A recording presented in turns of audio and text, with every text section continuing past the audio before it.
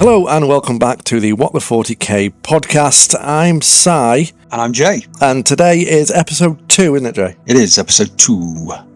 We are covering the Emperor in all his glory. Yes, the big guy himself. Yeah, the big guy, Big E.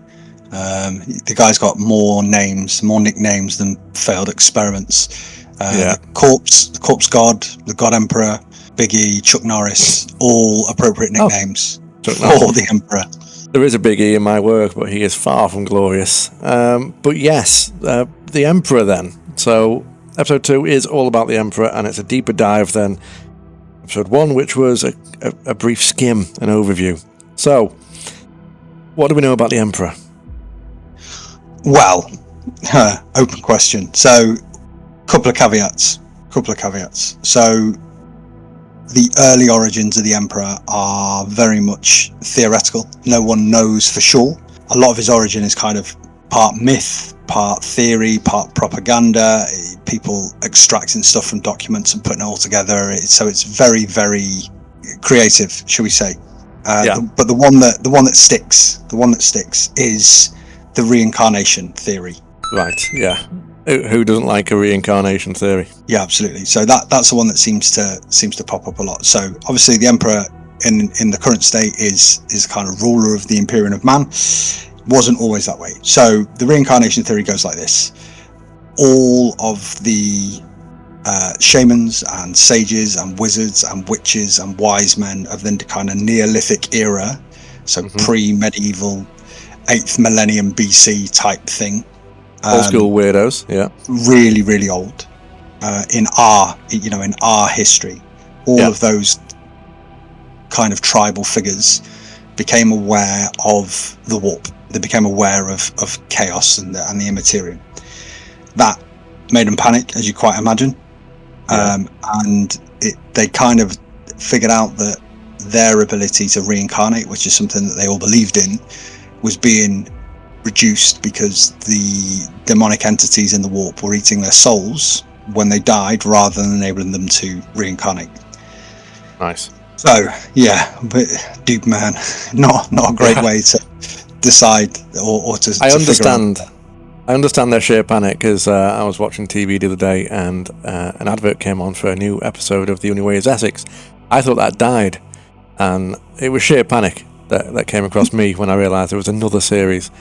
And they were just as dumb, yeah. So the plan, because it's 40k and everything is miserable, the plan to solve this was mass suicide. Well, I mean, it wasn't 40k then, though. No, but it's a 40k story, so it's good. It was just K. Yeah, it was just 0.8k. Yeah. So mass suicide was the answer. So the intent was that they would all drink a poison, all die at the same time. And the plan was that the combined energy of their souls in the warp would overwhelm the demonic presence and solve that problem. Apart from the death, it's a solid plan. Yeah, absolutely. Yeah, solid plan. So the being that was born out of that act was the Emperor. So all of those souls of highly psychic enabled people were kind of reforged into the singular soul of the Emperor.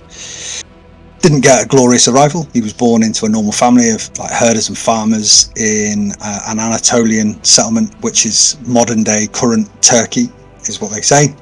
Yeah. And he was a perpetual. Which means he doesn't die?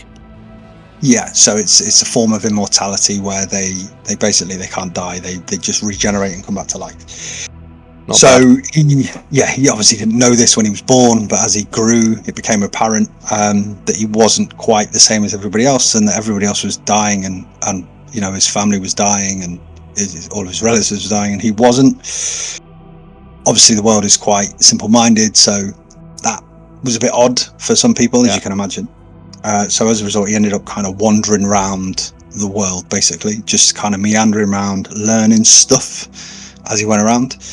He's a clever guy. He's obviously got that kind of psychic link. Then he can kind of see what's coming. So all of that combined, traveling around, learning as much as he can, seemed like a good idea.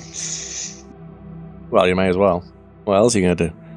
Exactly, keeps you busy. Sitting in one spot watching everyone you like die. Yeah, so he wasn't really at the forefront of anything at this point. He was kind of just sitting in the background, kind of gently guiding humanity and trying to help them grow and keep them on the right path. The Emperor himself was well aware of the Imperium and chaos, so yeah, he was trying to protect humanity from that as he kind of gently guided them from the distance. There is a thing that people talk about, that the Emperor was actually key figures throughout our history.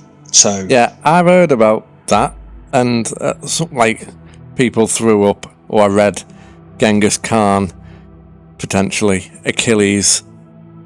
Yeah, so these really famous warriors or famous scientists, there's people saying Isaac Newton and stuff like that, that actually all these people were the emperor using his psychic ability to project a different appearance and provide this extra knowledge or extra strength or strategic guile or whatever it might be to ensure that something happened the way he envisaged it should have happened. Nudging humanity in a certain direction. Yeah, absolutely. So he was going around chucking out, giving people a nudge in a technological front, or helping them implement arable farming or whatever it might be, just to nudge humanity along the road. Yeah. Around this time, the Chaos Gods themselves began to wake. So they were kind of in a weird, unformed slumber prior to this point. So the Emperor is technically older than the Chaos Gods. Huh. So the first Chaos God to wake was Khorne. Imagining that was as a result of humanity growing and starting to have wars and of a larger scale and cause more death and everything else, it makes sense that Khorne would start to wake up as a result of that. Then followed by Tzeentch, because governments had started to form and political agendas had started to form, and there's all that manipulation and kind of backstabbery and all that good stuff.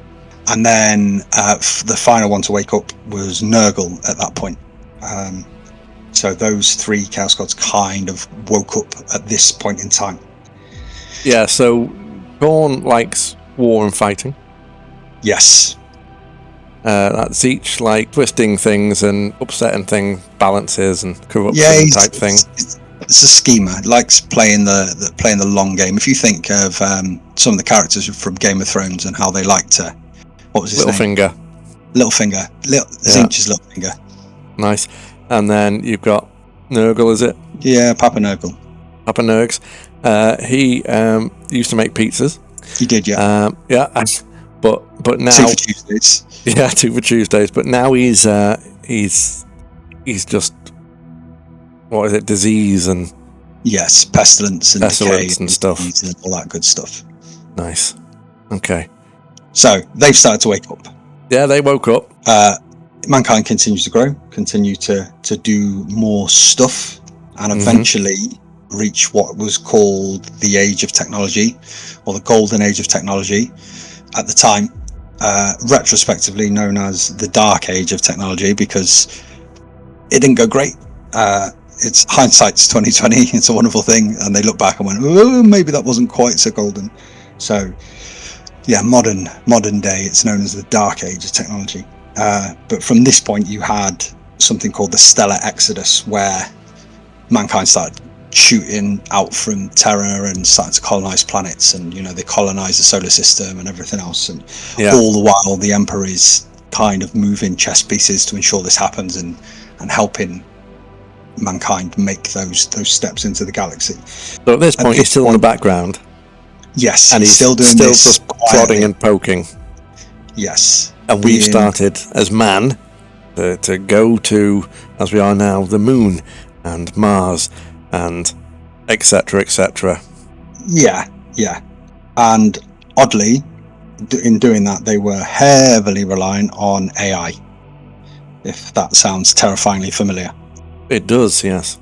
Yeah, so you were hugely dependent on AI in the form of the Men of Stone, who were kind of like augmented android-esque AI to help us navigate through space, because at this point in time we didn't have faster than light travel, so this was all sub-light speed, so it was taking generations. It was called the Long March. It was taking generations to get to these places, and then when they did get there, they couldn't go anywhere else. So when they did land on a planet, if they were successful, they were really, really isolated, which kind of leads into why later on, when the Emperor was finding these planets, they were so disconnected from what mankind had become, because they arrived there potentially thousands of years ago and then have been in complete isolation ever since. So yeah, but we're being guided around space by robots.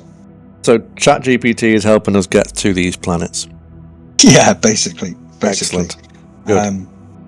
And then we started getting this first sort of appearance of psychers in the general population. Okay. So why? Yes. Yeah. Go on. Why are we only getting more psychers now because the chaos gods have woken up, so people are starting to feel it more, type thing? Yeah, we don't know for sure, but I think it's fair to assume that the chaos gods realized that there was weakness in a lack of control of psychers, and they could potentially be gateways for their involvement on the other side of the Imperium, if that makes sense. So it does. A little bit of demonic espionage in case of planting psychers. Yeah, they looked at mankind, went, oh my god, look how weak they are, and then went ahead. Yeah, no, I get that. Yeah. So the next kind of big step, again, still being guided in the background by the Emperor, was STCs, as they're known, or standard template constructs. Have you heard of those? I've heard of STDs. No, but I think that's it's a different thing. Yeah, it's a different thing.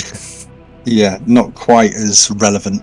I'm sure they were present, but so STCs are effectively, think 40k 3D printers. Oh, okay. So they were these huge kind of databases that they held loads and loads and loads of our most advanced technology. So our ability to build certain things and act in a certain way or do certain things were all held in these STCs. So it's really, really vital. And these ships that were shooting off had these STCs present. I nearly said STDs. You nearly said it. STCs present, so that when they landed on these planets, they had the ability to build whatever they needed. Habitation and all that crap. Yeah, which was massive. Yeah. They also then implemented thinking machines as well. So the next step on from the Men of Stone, who were kind of 3/4 of the way there, the thinking machines, or the Men of Iron, were the kind of upgrade.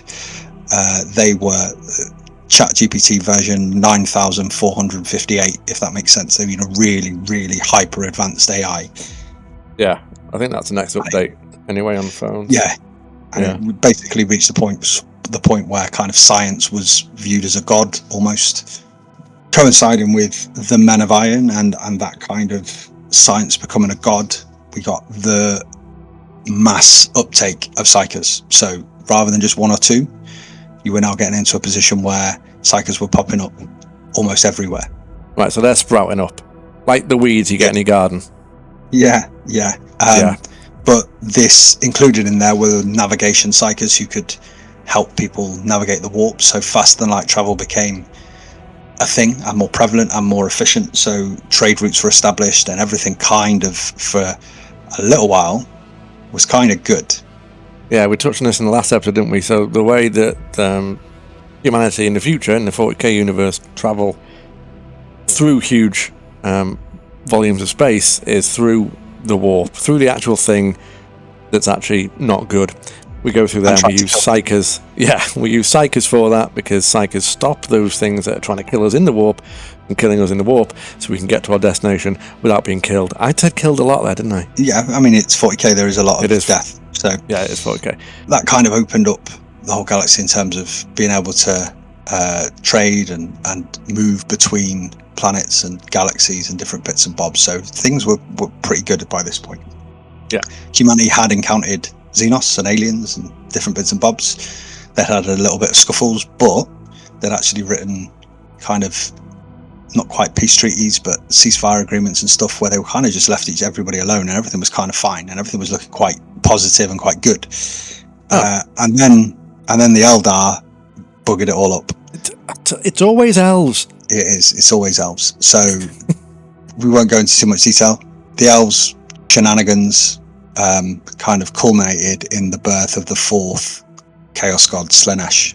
Slaanesh, the sexier of the gods, some might say. The sexy pleasure god, the god of excess. So, and when Slaanesh was born, huge warp storms everywhere. So you imagine, at one point, your cell phone's working fine. You've got broadband. Everything's good. You can see your neighbours. Everything's great. And then you wake up one morning and there's just a sheet storm of snow and ice and everything else, and you can't see or speak to anybody anymore. That's basically what happened. Sometimes I don't mind that. Welcome anytime. Would that affect going through the warp as well then? Yeah. Basically, warp travel wasn't really achievable at that point, because it was so. Imagine if you view the warp like an ocean. At best, it's a rough ocean, and that's on a good day. The warp storm caused by Slaanesh made that like there was multiple tsunamis and tornadoes and everything going on all at the same time. It just made it nearly impossible to travel.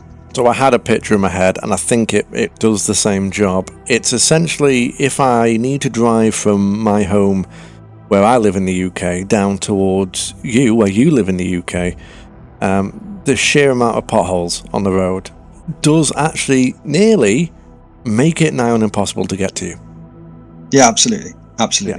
Difficult times. Another thing that happened kind of between the Men of Iron and the massive warp storms, I don't know how I forgot this, is that the Men of Iron and the AI decided that they didn't like humanity anymore and went full Skynet. Yes. How did you forget that? Even I knew that, and I'm thick. Yeah. So the AI uprising, where they basically decided that humanity were less than ideal partnership, and tried to offers nearly completely wiped out humanity. It was a near extinction comparatively in terms of scale from where they were. Yeah. So full Skynet. Yeah, full Skynet. There is also little lines in the law that even suggest that some of the Xenos racists helped cull the Men of Iron and the AI uprising, because it was that bad. They were like snuffing out suns and all sorts of stuff. Oh my god! It was really, really excessive. Skynet turned like 15. So we were okay with the other aliens, the Xenos-ish. We weren't, apart from the Eldari, who were messed up, but we were semi-okay on talking terms, could we say? And they actually helped us with the AI uprising when ChatGPT lost its shit. We overcame that. We would have, if not for the massive warp storms. So if it hadn't gone sideways with Slaanesh, I think we would have been okay.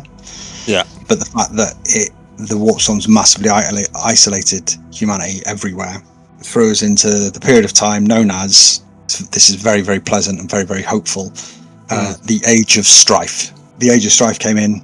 Everybody had been cut off from everybody. Humanity had started to devolve. War was breaking out. Civil war was breaking out everywhere. We'd lost access to a lot of technology, and we couldn't trust AI anymore. So all of that help that we'd been previously getting from ChatGPT had gone out the window. It's almost like the current generation of university students wake up in 5 years' time and find out that AI doesn't exist anymore, and the way that they got to where they are has been entirely removed. It's the same thing. Yeah. So we've gone back in time at this point. We have, like you said, we've devolved again. We're back to wars and getting annoyed and not advancing very fast. And no, so this, particularly on Terra, was particularly bad. So Terra, or Earth, devolved back to huge war bands of techno-barbarians and tribes that were in a kind of perpetual state of war for about 5,000 years. They were quite happy using chemical weapons and biological weapons and thermonuclear weapons, and it just reduced what was quite a developed and pleasant place all the way back to wastelands and radiated areas and all sorts of not nice places to be. Nice. It was at that point finally, that the Emperor decided I should probably stop hiding in caves now, and I should probably do something because this has gone slightly off the rails. So yes. So his plan didn't quite go to his plan. So he decided, this is it now. I'm going to have to step in and do it myself. Yeah, a little bit. So 29th millennium, he popped out and decided he's going to try and fix, starting with Terra, which led us into the Unification Wars. Does what it says on the tin, trying to unify all of the clans and warbands and everything on Terra. Yeah. Which sounds alright, but when you're dealing with like insane prophets and cyber augmented warlords and all that sort of stuff, I don't really think they'd be keen to unite anything. No, they're set in their ways at this point. Yeah, so knowing the Emperor, he's a little bit stubborn. His solution was just mass violence. So when you're dealing with techno-barbarians and people that are taking huge amounts of drugs to accelerate their strength and all sorts of mad stuff, they're just weird, absolute weirdo, psycho dudes cutting around like Mad Max. Basically, it's Mad Max. Dudes, weirdo dudes. That's the way to think of it. It's Mad Max. Dial to 11. So everyone's off the fucking tits, and all they want to do is fucking take over someone else's territory. Yeah, and the Emperor being the Emperor, he's stubborn, he's stuck in his ways. So his solution to that problem was to start messing with people's genetic material and build himself an army. Well, that's what I'd do. That army was not Space Marines. There was somebody or a group of people known as the Thunder Warriors. It's a very 80s name. It is, isn't it? Flash Gordon style. So the Thunder Warriors, they are the kind of precursor to Space Marines. They aren't genetically built like Space Marines were. They are gene enhanced adults. So so oddly they are bigger, stronger and tougher than what we see as Space Marines now. So they were better than Space Marines. Oh, so they were harder. Yes, but there was a slight problem. They were massively mentally had massive mental instability, and they were brutally violent. Like they were one tool for one job. That's it. Oh right, okay. So they were. I'm trying to think of something to marry up with it, but it's difficult. They're just a machine built for war. That's what they do. That's all they do. They love it. And then after he made those and kind of had his first foray into genetic modification and stuff, he then made some Custodes from his own genetic makeup, which was so rather than just playing with other people's and kind of enhancing them, he was like, oh, actually, maybe I could make something out of my genetic makeup, and made a load of Custodes. They were kind of, not loads of them, but enough to kind of guard him and keep him safe, and then use the Thunder Warriors for kind of mass combat to defeat all these the techno-barbarian tribes and all that sort of stuff. So the Thunder Warriors were guys that the Emperor slapped some of his DNA around their face with a hard slap, which changed them into these big brutes that are physically strong and stuff, and off they went. But with the Custodes, he extracted them his DNA and built these from scratch. Yes, much more care, much more kind of nuanced. So rather than just basically smashing gene enhancing drugs into existing adults, he kind of grew the Custodes. Yeah, okay. So he got a bit more control over it. So the Thunder Warriors were a test. Can I do this?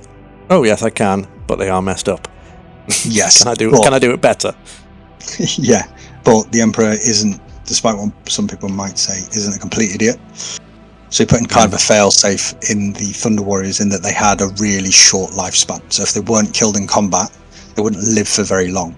They'd either go mad, or their body would start rejecting their augmentations and stuff, and they kind of burn out and die.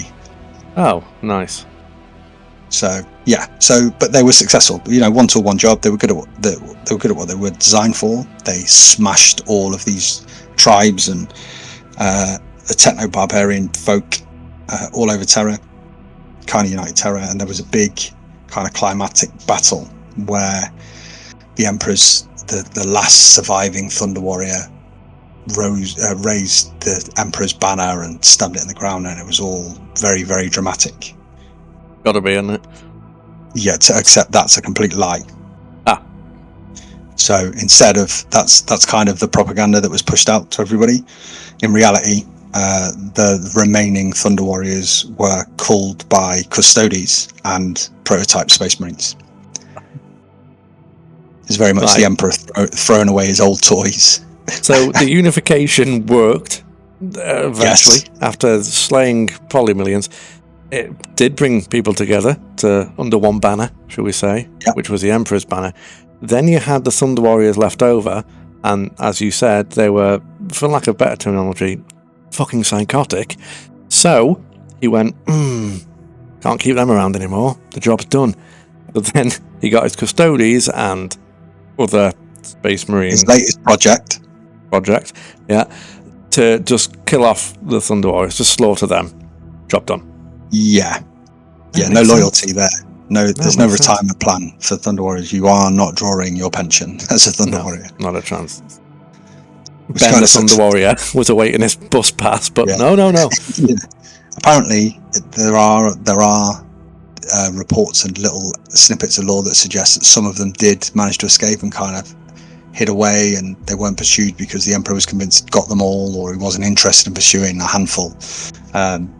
And then there was little uprisings of other groups of Thunder Warriors and stuff that the Emperor had to use but he had to use the legions of Space Marines that he built later to kind of put them down. And the losses the Space Marines took were horrendous because these Thunder Warriors were just so brutal and so effective at just fighting. But the problem is they weren't good for what the Emperor wanted to do next, which is why he had to get rid of them. So what did the Emperor do next? He expelled all religion. Okay, gone. Yeah, gone. Got rid of all religion and replaced that with something called the Imperial Truth, which is basically, there is no religion. Don't worry about it. Is that it in a nutshell? Yeah. So if you summarize it, there is no religion. Don't worry about it. The Emperor's view is that religion limits progress, so he was dead against religion. His view is that it limited the potential of the human race because we're always worried about consequences of higher beings and all that sort of stuff. A little bit of irony in there, but so once that was done and dusted, the Terror was unified. He had control of that. He reached out to the Mechanicum, the Adeptus Mechanicum on Mars, because that's where they lived, and kind of signed a treaty with them, the Mars Treaty, and then formed the Imperium of Man. So basically, half bullied, half blagged, half convinced the Mechanicus to support him and help provide him with some technology and different bits and bobs. Yeah. And then that kind of founded the Imperium of Man. Okay. Which is what we're dealing with today. Yes. His next step was the Great Crusade. This is where he tries to overtake the galaxy. Yeah, so he's basically, the plan was to reclaim the galaxy from, not reclaim, because we've already kind of claimed it with having people everywhere, but it's bring them all back under his wing, under the Imperium of Man, because all these humans on these planets have been isolated for so long that they're kind of forgotten. They've been on their own. So he's trying to bring everybody back in and kind of remind them that they are human. Make the Imperium great again. Everybody's wearing red hats. It's all great. To just try and bring everybody back in. So that was the plan. And how he decided he was going to do this was by dabbling back into the whole genetic modification scene. And he made his Primarchs. Yeah, so it worked the first time-ish with the Thunder Warriors, so he's having another dabble, and that's when he made the Primarchs. Yes. His sons, so made himself 20 sons. They get called sons all the time. They're not sons. They're 20 different size sockets or tools in a toolbox. They're 20 tools. So he made the Primarchs. We're gonna cover them, so I'm not gonna go into too much detail. I know you know some anyway already, but he made 20 Primarchs. That was the plan, and the idea is that to be subordinate to these Primarchs, he would make 20 legions of Space Marines, because he kind of refined that genetic technology that he tried on the Thunder Warriors, and then on the prototypes, and then he used the genetic makeup of the Primarchs to build the associated legions. So they were kind of linked, and they all kind of, like I said, tools. They were built genetically to do different things and be more useful in certain ways for the Emperor for his big crusade and conquest.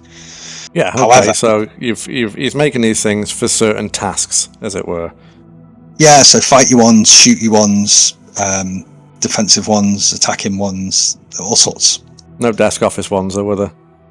Well, sort of. Yeah. There's there's the Ultramarines are kind of the logical thinking, applied warfare kind of guys. Yeah. So they've all got their different strengths and weaknesses, but that was by design. The idea was that they would all be useful in different ways, and it would give him all of the tools he would need to kind of take everything back. Yeah, makes sense. Good idea in theory. Great idea. Yeah. But the problem is that chaos had grown and grown and grown. We'd started to see demonic incursions on planets where Psychers' heads would explode and they'd tear open rips in reality, and demons would be spilling out everywhere. And so chaos was starting to really get involved in the party that they weren't invited to, and decided to intervene with the Primarchs. So when the Primarchs were little babies in their little pods, the Chaos Gods decided to yeet them across the galaxy. Yeah, so they American football throw as hard as they can into space. Yeah, so they got spread everywhere, leaving the Emperor with all the Space Marines that he'd made, but no generals to lead them. Quite awkward. Yeah, a little bit awkward. Yeah, so his Great Crusade evolved slightly. The main aim was still the same, but now a kind of side quest for the Emperor was, I should probably find those kids that I made, otherwise I'll have to start paying CSA or whatever. It's a bummer. Yeah. So the Space Marines are there, and they are in their legions but they're leaderless. Yes. Okay, and he's using them still, but they haven't got their leaders because they got yeeted. Yes. So they still have leadership, but not in the form of big super Primarchs. Because Primarchs are Space Marines, on steroids. Yeah, and they got punted into space, so. Yeah. So he's now going to find them to try and bring them back to lead his Space Marines. Yeah, link them back up. So, find Primarch A, put them back with Space Marine Legion A. Yeah. Ta-da. Otherwise, he's micromanaging to death at this point. Yeah, and it'd be carnage, wouldn't it? Yeah. So that's what they do, and everything is great. So they start slinging their way around the galaxy. The warp storms have all dissipated by this point, so they can travel again, and everything is good. They do a pretty good job. They bring loads and loads of planets into what they call compliance. That's one of those weird words that doesn't sound threatening, but kind of does at the same time. Yeah, they force worlds to go under the banner of the Imperium. Yes, but the problem is, obviously, I'd mentioned before that the Emperor was dead against religion. Yeah. Well, if you've been an isolated human population on a planet, and you're I don't know, you landed, your STC broke, so you couldn't build anything. You end up being kind of like a medieval sort of planet with limited technology. And then a dude turns up in a spaceship, and he gets out, and he's ginormous, gold and glowing. What do you think they probably think he is? Well, a god. Yeah. So that was the problem.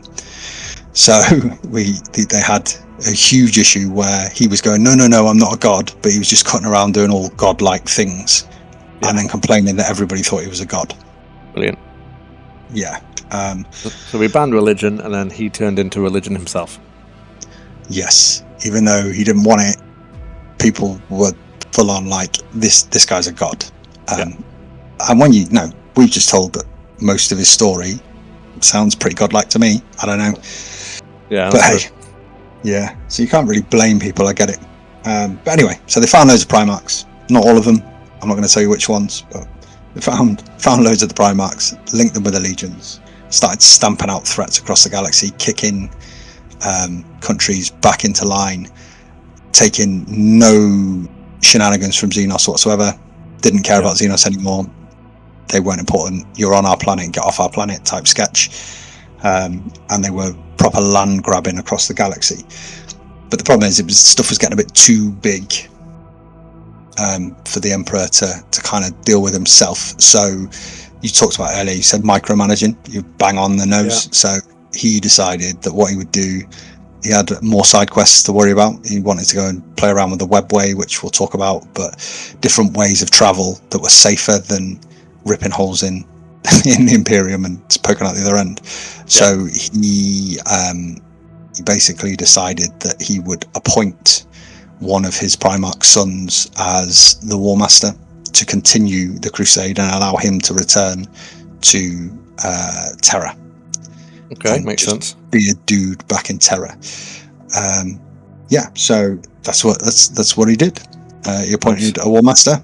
He went back to Terra, started playing around with technology back in Terra, trying to make a better way for us to travel that didn't involve us trundling through the warp and getting ripped apart by demons and stuff. Yeah, it's not the best way, is it? No, it was pretty rubbish way of travel. Yeah. I think if they could, I probably would have figured that out first. I don't know. Yeah, that would have been my first port of call, if I'm completely honest with you. It is mightily dangerous to go to anywhere else through this essentially shithole. We'll call it the M25. If you're in the UK, you'll know, because it's just constant. You're never going to get anywhere fast. There's always crap in the way. So I need to find a better route.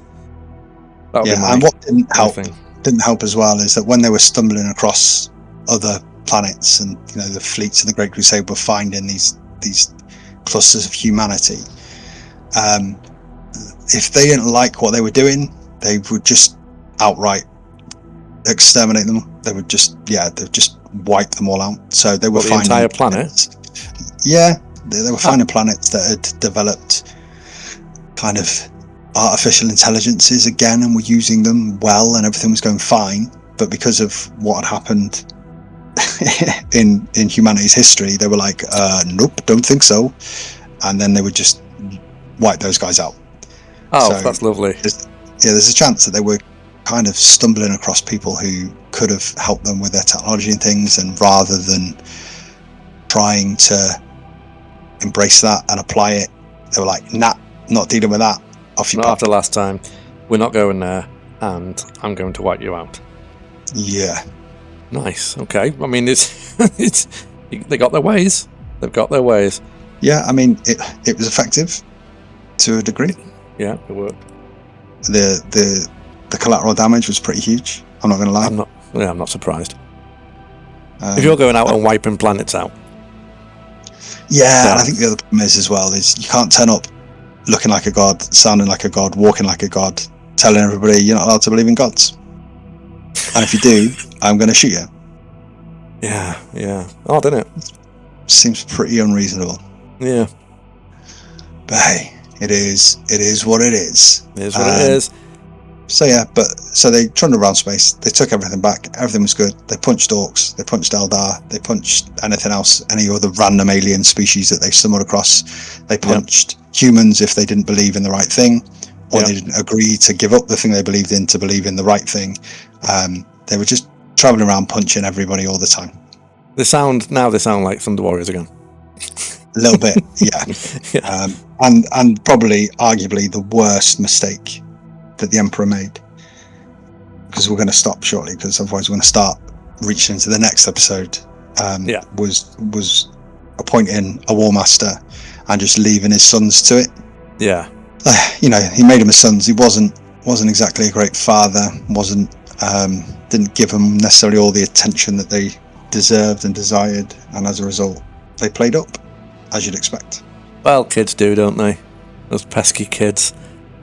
Yeah, bad choices all round. So that takes us up to the year 30,000, which is obviously 10,000 years short of where we are currently set. The last 10,000 years we'll cover separately, because there's more to come about the Emperor, a lot more, but in order to talk about it in detail, you'd have to understand multiple other things first, otherwise none of it's going to make any sense. So we'll have to do a little bit backwards going forwards. Yeah, this is the Emperor episode, and it's everything from up to a point. So following on from that, the next episode will be Primarchs. So get us an understanding of the Primarchs and what they do and who they are. Yes. So then you understand them and their legions, and then that'll lead us nicely into the following episodes after those. Yeah, so that is the introduction to the Emperor, and he had kids. Nice one. Next episode is about the kids. I dread to think what his CSA bill would be like. It's absolutely massive, mate. Huge. 40,000 isn't a year. That's the monthly cost. Yeah, that's the monthly bill.